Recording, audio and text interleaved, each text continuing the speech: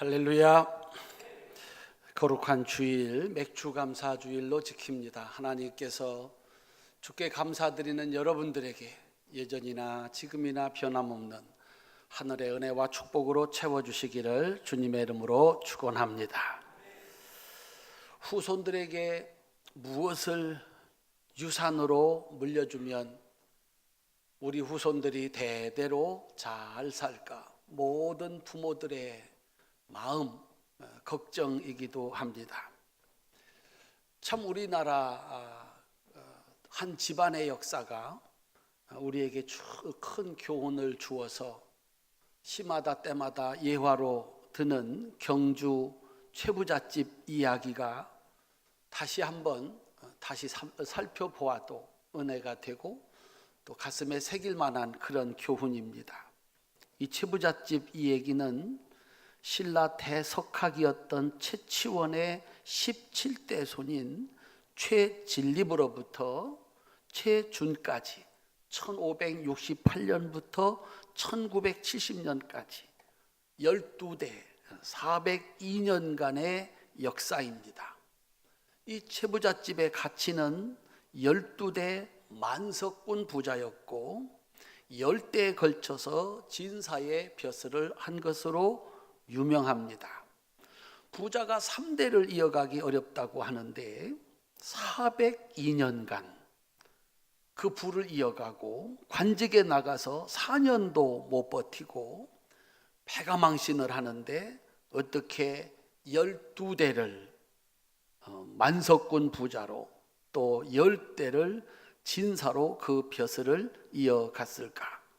이 가문이 이렇게 오랫동안 부와 명예를 누릴 수 있었던 것은 이 집안에 내려온 그 교훈, 가훈이라고 하는 가르침이 있었다고 합니다.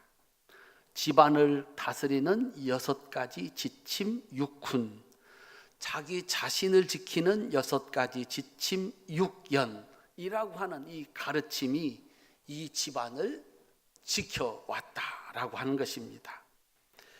경주 최부잣집 가문 그 집안을 다스리는 6가지 지침. 첫째, 과거를 보되 진사 이상은 하지 마라. 당쟁에 휩쓸리지 말라, 그런 뜻입니다. 재산은 만석 이상 지니지 말라. 욕심을 부리지 말고 사회에 환원하라, 그런 뜻입니다. 과객을 후하게 대접해라. 인정을 베풀어서 적을 만들지 말라는 뜻입니다. 흉년기에 땅을 사지 마라. 가진 자로서 없는 자를 착취하지 말라는 뜻입니다. 며느리들은 시집을 온 후 3년 동안 무명옷을 입어라. 검소하게 전략하면서 살라는 뜻입니다. 사방 백리 안에 굶어 죽는 사람이 없게 하라. 상부상조하면서 살라는 뜻입니다. 이것이 집안을 다스리는 6가지 가르침이었습니다.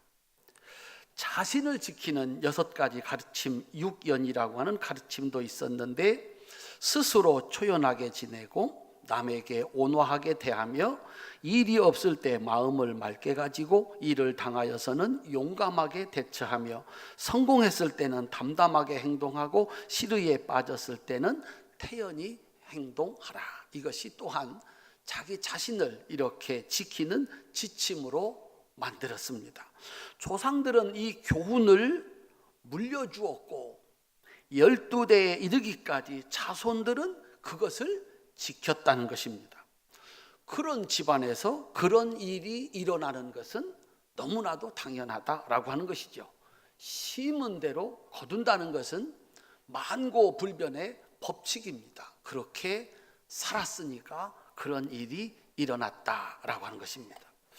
우리들도 무엇인가를 후손들에게 물려주어야 되겠는데, 무엇을 물려두면 12대 아니면 1000대까지 복을 받으면서 살까?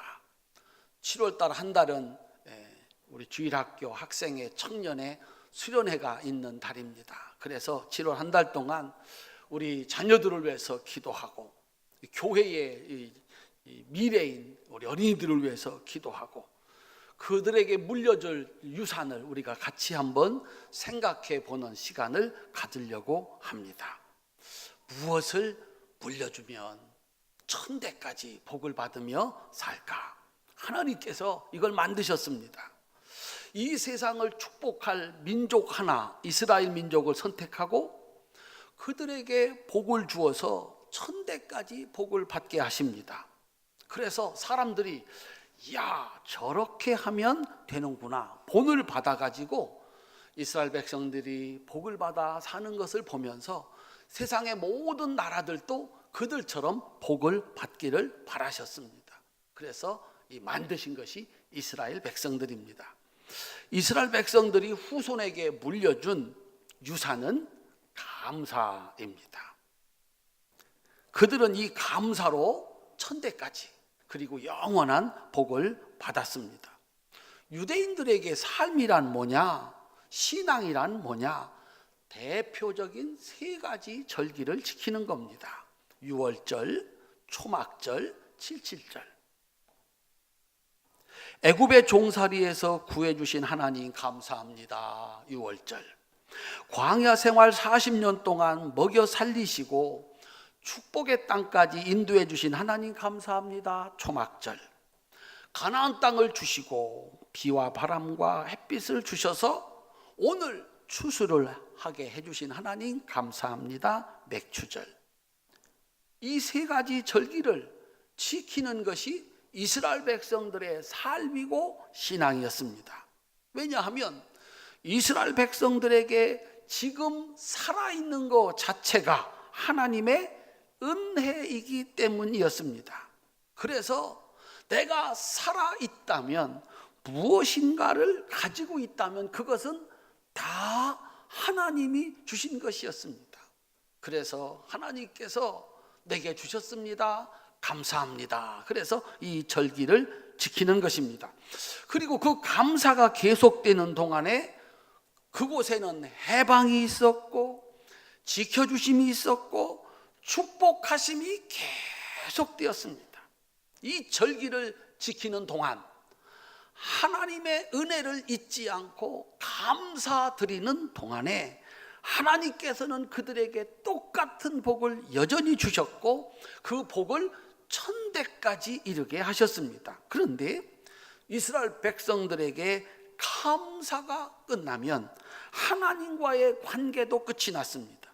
이 절기를 건성으로 혹은 잊어버린다면 하나님의 지켜주심도 축복하심도 끝이 납니다. 그들에게 복 대신 재앙이 왔습니다. 그러므로 유대인들이 자손들에게 물려주는 가장 귀한 첫 번째 유산은 하나님께 드리는 감사입니다. 구약이 하나님께 드리는 감사라면 구약을 물려받아서 신앙생활한 신약의 역사 또한 당연히 감사입니다. 신약의 대표적인 인물 사도 바울은 항상 기뻐해라, 범사에 감사해라, 이것이 예수님을 통해서 하나님이 우리에게 주시려고 하는 것이다 라고 말씀을 했습니다. 구약도 신약도 감사로 복을 받는 사람들의 이야기라면 구약과 신약을 가지고 살아가는 오늘 우리 기독교 역사도 여전히 하나님께 드리는 감사로 복을 받은 사람들의 이야기이다 라고 하는 것입니다. 기독교 역사에 훌륭한 인물들이 참 많습니다. 따라합시다. 나도 그런 인물 중에 한 사람이 되기를 소원하는 사람입니다. 큰 소리로 아멘 합시다. 목사님들 가운데에도 2000년 기독교 역사에 훌륭한 목사님들이 참 많습니다. 그 중에 제일 누구라고 생각하십니까? 어떤 분은 목사님이십니다 그러시더라고요. 참 고마운 일입니다. 저도 그런 인물이 되기를 바라는 사람 가운데 한 사람입니다. 그런데 이 땅에 2000년 동안 목사님들이 있었는데 최고의 목사님이고 최고의 설교자로 손꼽히는 분이 19세기 영국의 찰스 스펄천 목사님이십니다. 훌륭한 목사님들 참 많습니다. 근데 어떻게 이분은 최고라고 인정을 받을까?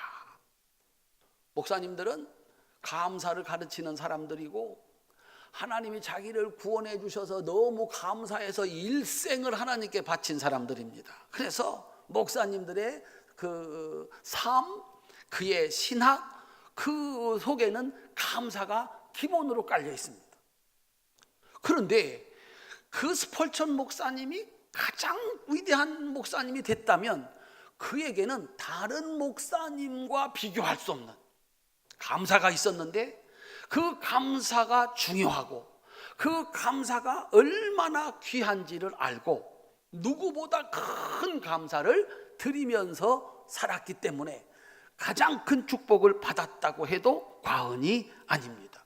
그래서 다른 목사님들도 뭐 감사를 얘기하고 감사 없이 어떻게 목회를 했겠습니까마는 스펄전 목사님처럼 감사를 귀중하게 생각하고 중요하게 생각한 분이 없다는 것입니다. 그래서 스펄전 목사님은 감사의 십계명 이렇게 만들어서 자기도 그것을 소중하게 생각했고 사람들도 그것을 지키기를 바랬습니다. 우리 같이 한번 감사의 십계명 같이 한번 읽어보도록 하겠습니다. 함께 읽겠습니다. 생각이 곧 감사다. 생각과 감사는 어원이 같다. 깊은 생각이 감사를 불러일으킨다. 작은 것부터 감사하라. 바다도 작은 물방울부터 시작되었다. 아주 사소하고 작게 보이는 것에 감사하라. 그러면 큰 감사거리를 만나게 된다. 자신에게 감사하라. 성 어거스틴은 이런 말을 남겼다. 인간은 높은 산과 태양과 별을 보고 감탄하면서 정작 자신에 대해서는 감탄하지 않는다. 자신에게 감사하는 것은 매우 중요하다. 일상을 감사하라. 숨을 쉬거나 맑은 하늘을 보는 것처럼 관심을 가지지 않으면 절대 할 수 없는 감사가 어려운 감사이다. 문제를 감사하라. 문제에는 항상 해결책도 있게 마련이다. 더불어 감사하라. 장작도 함께 쌓여 있을 때 더 잘 타는 법이다. 가족끼리 감사를 나누면 30배, 60배, 100배의 결실로 돌아온다. 그럼에도 불구하고 감사하라. 결과를 보고 감사하지 말라. 문제 앞에서 드리는 감사가 아름답다. 잠들기 전 시간에 감사하라. 대부분의 사람들이 짜증과 걱정을 안고 잠자리에 든다. 잠들기 전에 감사는 영혼의 청소가 된다. 감사의 능력을 믿고 감사하라. 감사에는 메아리 효과가 있다. 감사하면 감사한 대로 이루어진다. 모든 것에 감사하라. 당신의 삶에서 은혜와 감사가 아닌 것은 단 한 가지도 없다. 깜깜한 밤하늘에 별빛을 주신 이에게 감사하면 달빛을 주실 것이고, 달빛을 주신 이에게 감사하면 햇빛을 주실 것이고, 햇빛을 주신 이에게 감사하면 햇빛이 필요 없는 천국을 주실 것이다. 큰 소리로 아멘 합시다. 감사는 최고의 유산이고 영원한 유산임에 틀림이 없습니다. 백감사로 행복해진 지미 이야기라고 하는 책이 있습니다. 이 책을 쓴 분이 유지미 씨라고 하는 기자였다고 합니다. 어느 날 이 사람이 감사를 만난 겁니다. 감사를 만나기 전에 이 사람은 집에서는 싸가지, 회사에서는 외톨이로 지냈답니다. 가족과 동료들에 대한 불평, 불만으로 부딪히면서 힘겨운 인생을 보냈답니다. 그러던 어느 날 이 감사를 만나게 된 겁니다. 매일 100가지 감사 제목을 찾아 적는 100감사를 시작했답니다. 100가지 감사, 여러분 한두 가지 찾을 수 있겠는데 오늘부터 집에 가셔서 하루에 100가지 감사를 한번 찾아보시기를 바랍니다. 어쨌거나 100가지를 찾아야 되니까 쥐어짜가지고 감사를 찾아낸 것입니다. 그런데 이 100감사를 시작하면서부터 자기가 바뀌고 만나는 사람과의 관계가 바뀌고 인생 자체가 바뀌었다는 이야기, 책의 내용입니다. 우리도 경험하는 것인데 단순히 고맙다는 말 한마디에도 이 마음이 움직이는 위력이 있습니다. 거기에다가 아주 조그만한 선물을 준비해서 내밀면서 건네는 감사합니다라고 하는 이 한마디는 상황을 완전히 바꿔놓을 만큼의 힘이 있다라고 하는 것입니다. 이럴 때는 여러분들이 아멘을 하셔야 됩니다. 아멘을 못 하는 이유는 해본 적이 없기 때문에 그렇습니다. 고맙습니다라고 하는 것은 말로 하는 것이다. 제가 언젠가 설교 중에 얘기를 했습니다. 그래서 9시 뉴스하고 앵커들이 맨 마지막에 하는 말은 감사합니다가 아닙니다. 고맙습니다. 들어주셔서 고맙습니다. 그렇게 얘기를 하는 겁니다. 감사합니다라고 하는 말은 무엇인가를 주면서 할 때 감사합니다라고 하는 것입니다. 고맙다는 말 한마디, 아주 작은 것이지만 이렇게 내놓으면서 참 감사합니다라고 하는 이 말의 위력이 어느 정도인지 오늘부터 집에 가셔서 한번 실천해 볼 수 있기를 바랍니다. 구약과 신약의 성경의 역사, 그리고 기독교의 역사, 그리고 당장 우리 삶 속에 이 감사라고 하는 이 간단한 것이 얼마나 큰 축복을 가져오는지 우리 성도님들, 성경은 말합니다. 사람을, 자손들을 천대에 이르게 하려고 하면 감사를 유산으로 물려주어라 라고 얘기를 하고 있는 겁니다. 그러면 과연 우리는 어떻게 감사할 수 있을까? 그리고 그 감사를 물려줄 수 있을까? 오늘 본문은 구약을 통달한 최고의 지식인, 성경을 통달했을 뿐만 아니라 그 성경을 가지고 산 사람, 그리고 부활하신 예수님을 만나서 기독교 신앙을 완성한 사도 바울이 가르쳐주는 감사입니다. 그런데 사도 바울은 감사를 가르치는 것이 아니라 그 감사를 가능하게 하는 근원, 감사를 가능하게 하는 것이 있는데 그것이 자족이다라고 하는 것을 가르칩니다. 따라합시다. 감사의 근원, 자족.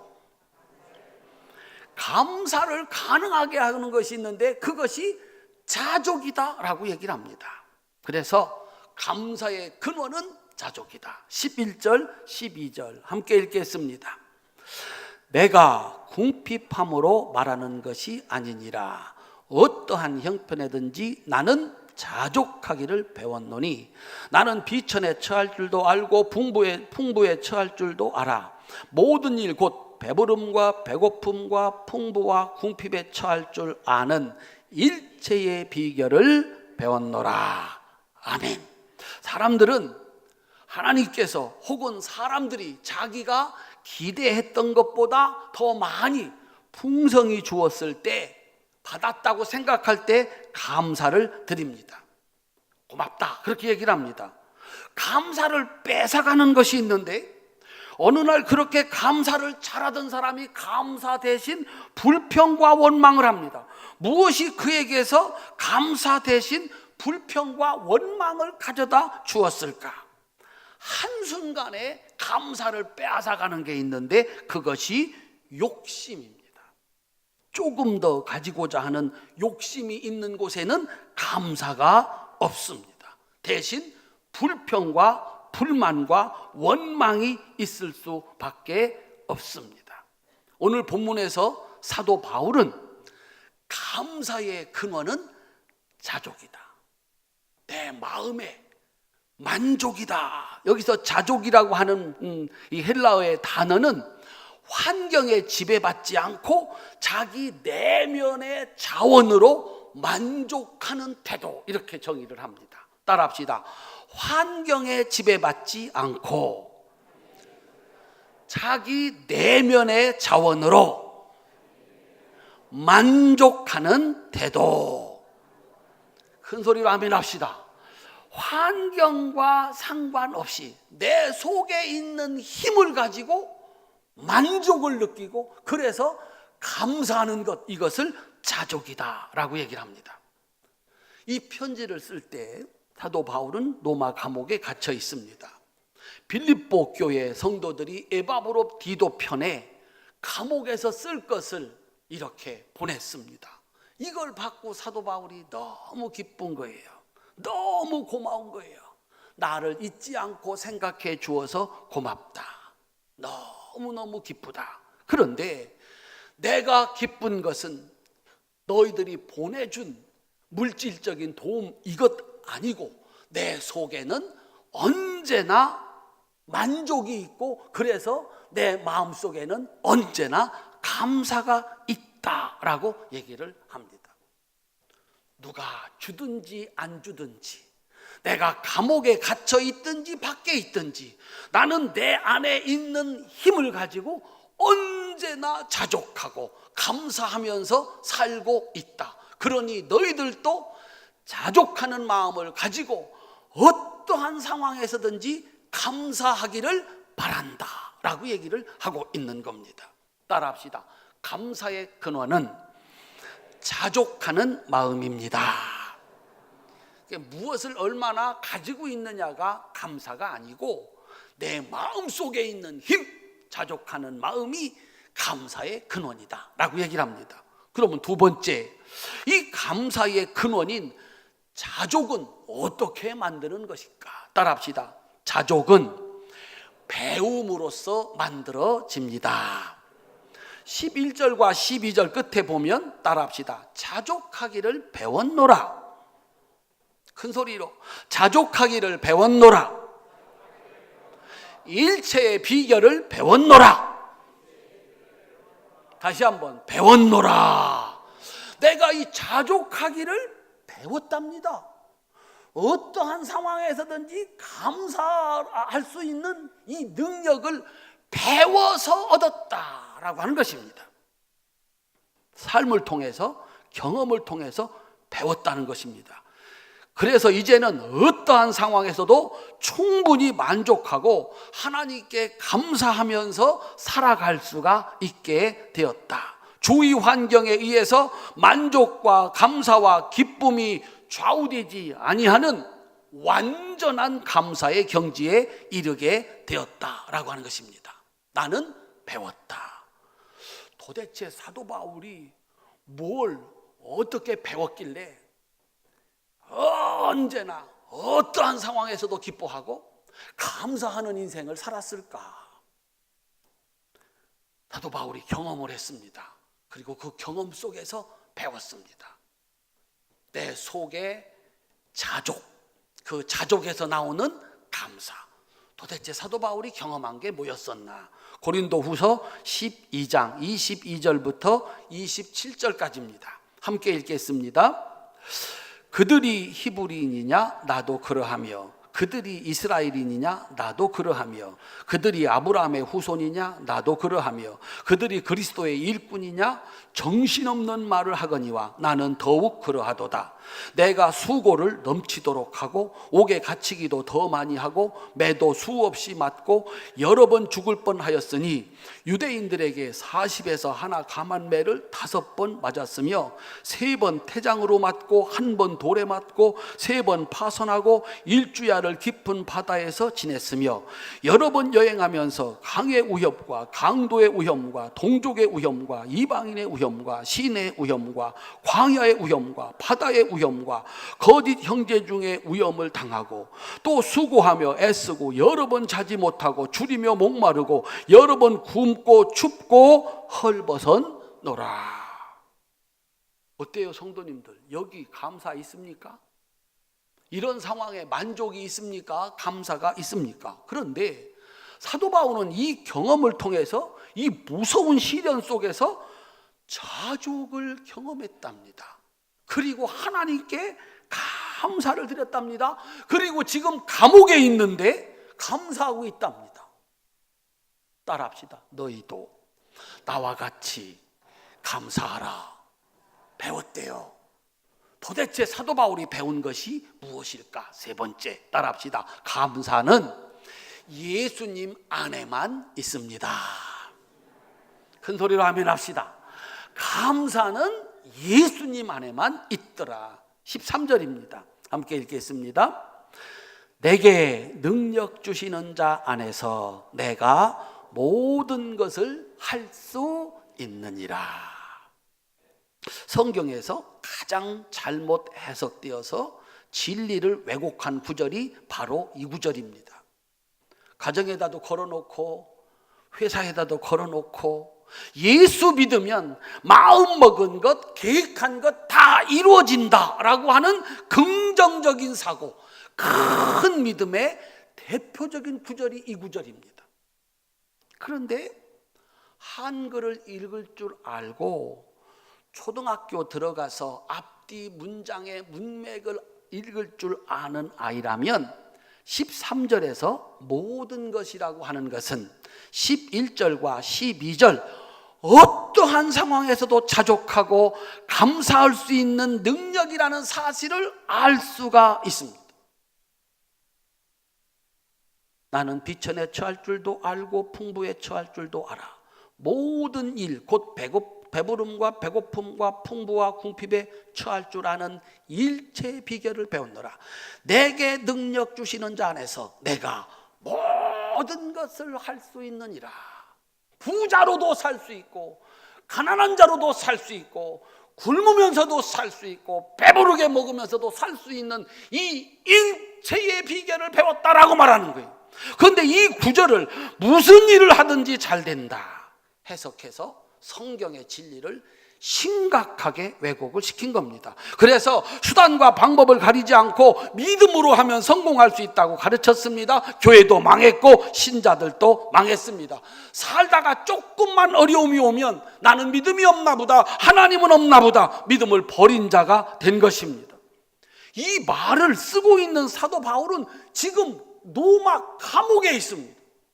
감옥에 쓴 사람이 내게 능력 주시는 자 안에서 나는 무슨 일이든지 할 수 있다고 얘기를 합니다. 성경의 배경 한 가지만 알아도 그런 잘못된 해석은 하지 않았을 것입니다.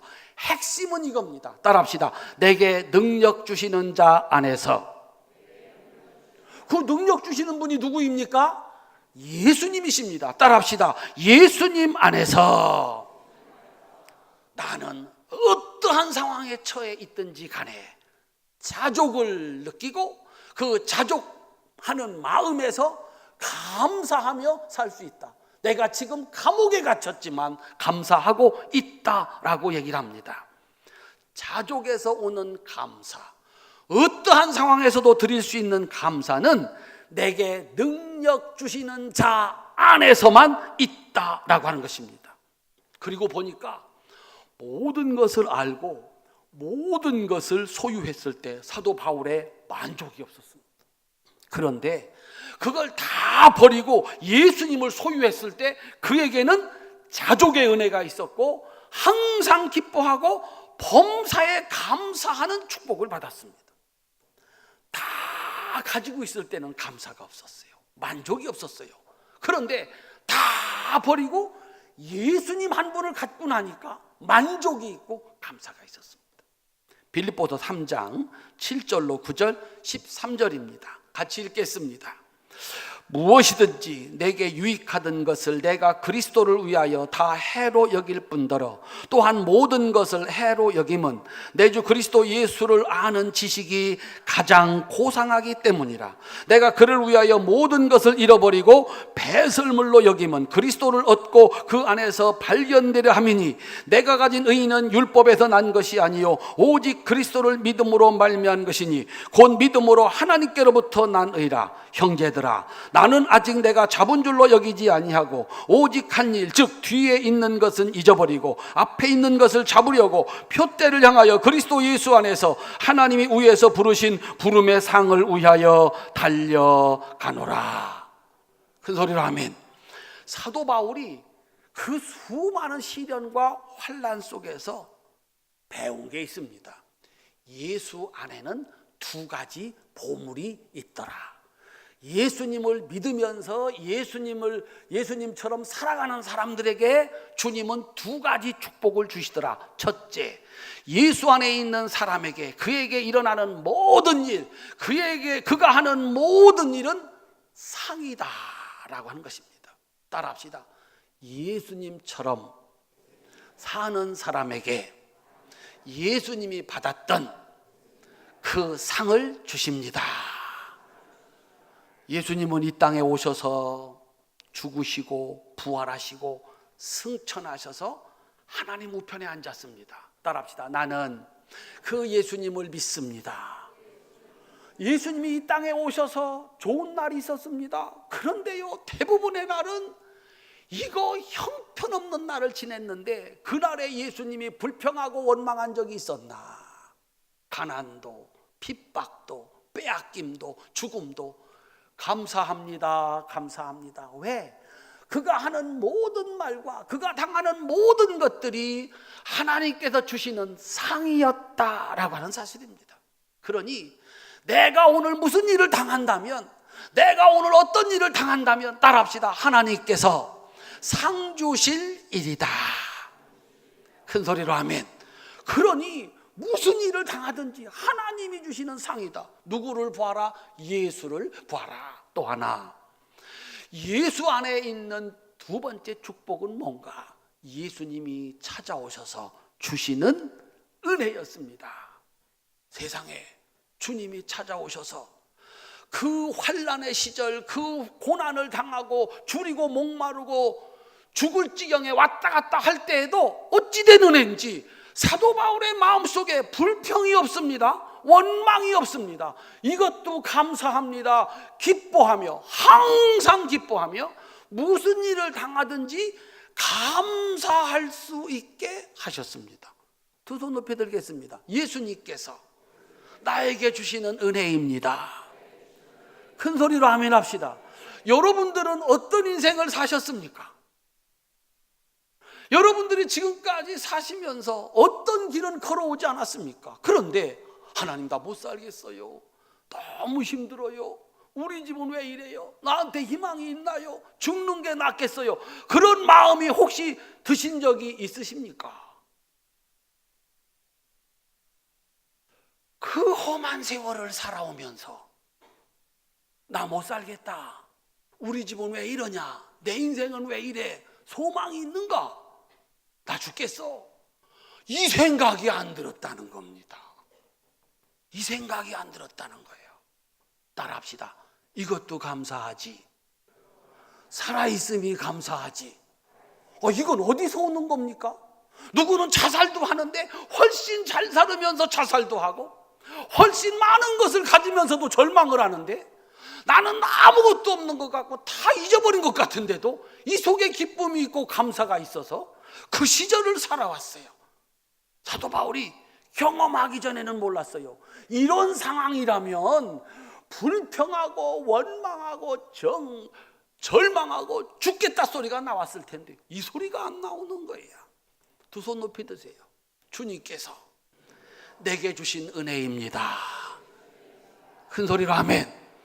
엊그제 집사님 네 분이 좋은 일이 있다고 밥을 사시면서 이런 얘기 저런 얘기를 했어요. 결혼할 때 아무것도 없어. 비뜯어서 시작하고 인물도 재주도 없어.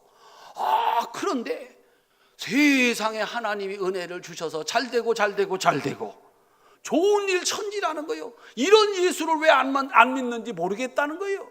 여기서만 잘 사는 것이 아니라 여기 떠날 때 천국까지 보내주시는데 그 어려운 시절을 지내가면서 부부가 싸우지를 않은 거예요. 감사하면서 사랑하면서 지금까지 산 거예요. 이게 어디서 오는 거예요? 그보다 훨씬 잘 사는 사람도 불평하고 원망하다가 망하기도 하고 저주받기도 하는데 세상에 그 어려운 날을 지나면서 사도 바울이 깨달은 겁니다. 하나님 안에, 예수 안에 만족이 있다, 기쁨이 있다, 감사가 있다. 사랑하는 성도님들, 제가 어떻게 여러분들을 위로해요? 그 어려운 시절을 지나는 여러분들을 제가 어떻게 무엇으로 위로해요? 저도 높이 드세요. 예수 안에 위로가 있습니다. 큰 소리로 아멘. 하나님께서 지켜줄 수 있기를 주님의 이름으로 축원합니다. 자주 가는 마음은 예수 안에, 내게 능력 주시는 자 안에 있다. 그래서 어떤 어떤 일을 당해도 나는 감사하며 기뻐하며 살 수 있다라고 얘기를 하는 것입니다. 사랑하는 성도 여러분, 기대가 0인 사람, 아예 기대가 없는 사람에게 하나 주면 그 하나가 감사한 것이고, 둘을 주면 그 둘이 감사한 것입니다. 그런데 기대가 100인 사람에게 99을 주어도 감사가 없습니다. 감사는 자족하는 마음, 생각하는 자에게 주시는 은혜입니다. 이스라엘 백성들을 만든 것은 광야 40년입니다. 거기서 60만 명은 입만 열면 불평입니다. 그런데 2명은 입만 열면 감사합니다. 어떻게 그렇게 다를 수가 있을까? 40년 동안 생각해 보아라. 우리를 노예살이, 종살이에서 해방시켜 주신 6월절의 하나님, 우리 그때 아침 등짝에 책찍 맞으며 일어났고 저녁에 누울 때 책찍 맞으며 누웠다. 아들 낳으면 나일강에 버려 죽여버리는 소망 없는 세월이었다. 그런데 하나님이 우리를 구원해 주셨다. 생각해 보아라. 오늘 아침에도 하나님은 만나를 내려주셨다. 물을 먹여주셨다. 이 광야에서 생각해 보라. 감사밖에 더 있는가? 하나님은 우리를 축복의 땅으로 인도했고 세상에 오늘 첫 곡식을 거두게 하셨다. 생각해 보라. 감사밖에는 족한 은혜가 아니냐. 그들은 살아남았습니다. 그리고 그 감사를 전해주는 자들이 된 것입니다. 그런데 입만 열면 불평입니다. 덥다, 더 좋은 것 가지고 와라, 욕심입니다. 그 사람들은요 다 죽었습니다. 광야에서 다 죽었습니다. 그래서 불신앙, 불평하고 원망하는 사람들은 없어져 버렸습니다. 하나님께 이것도 감사합니다, 감사합니다 그랬던 사람들이 살아서 그 감사를 후손들에게 전해주고 있는 것입니다. 청년들이 내일부터 비전 트립을 떠난답니다. 이제 집을 떠나보고 나라를 떠나보아야 여기가 얼마나 살기 좋은 곳인지 알게 될 겁니다. 나는 자신 있습니다. 우리 교회가, 우리나라가 참 좋은 나라고, 우리 교회가 참 좋은 곳이고, 우리 성도들의 가정이 참 좋은 가정이라는 사실 저는 확신합니다. 문제는 이겁니다. 불평하다가 세월이 지나갑니다. 불평하는 마음은 지옥입니다. 불평하는 사람 같이 할 수 없습니다. 사람이 떠납니다. 감사하지 않는 사람 하나님이 떠납니다. 그에게 남겨진 것은 비참한 인생입니다.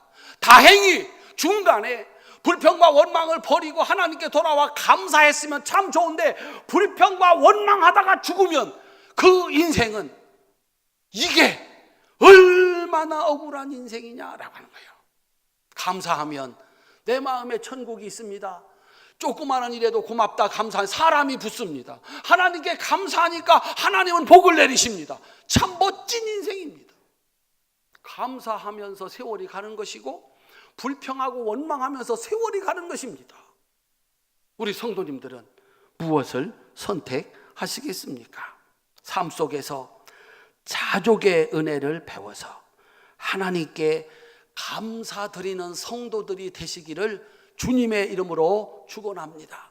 내가 만약 오늘 또 고생하고 시련과 환난 속에 있다면 예수께서 나를 더 크고 복된 상 주시려고 예수님이 그랬듯이 나도 그 길을 걸어가는 것입니다. 그래서 감사가 있는 것입니다.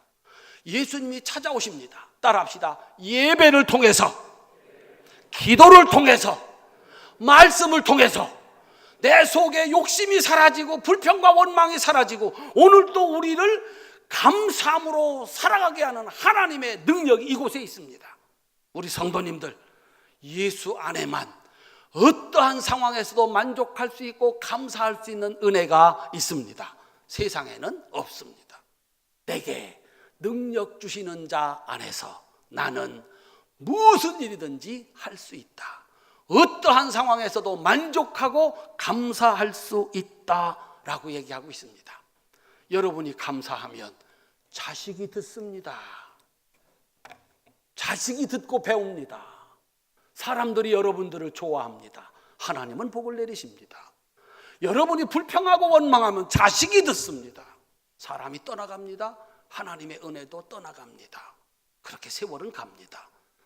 우리 활천의 성도들 감사하시면서 사셔서 자식이 보고 사람들이 몰려오고 하나님이 복 주시는 이 복된 인생 천대까지도 그 복을 이어지게 하는 감사로 사시기를 주님의 이름으로 축원합니다. 정 감사를 못 하시겠다면 병원에 한번 다녀오시기를 바랍니다. 병원에 한번 다녀오시기를 바랍니다. 그냥 살아있다는 거, 걸어다니고 있다는 거, 밥을 먹고 잠잘 수 있다는 거, 너무 큰 죄를 짓지 마세요. 무엇을 얼마나 더해주면 우리 활천의 성도들이 입만 열면 100가지 감사해요. 자식이 배우고 고맙다고 하니까 사람들이 몰려오고 하나님은 그 감사를 받으시고 또 복을 내리시고 천대까지 복을 만들고 그 복을 이어주는 활천의 성도들이 다 되시기를 주님의 이름으로 축원합니다. 기도하겠습니다. 하나님,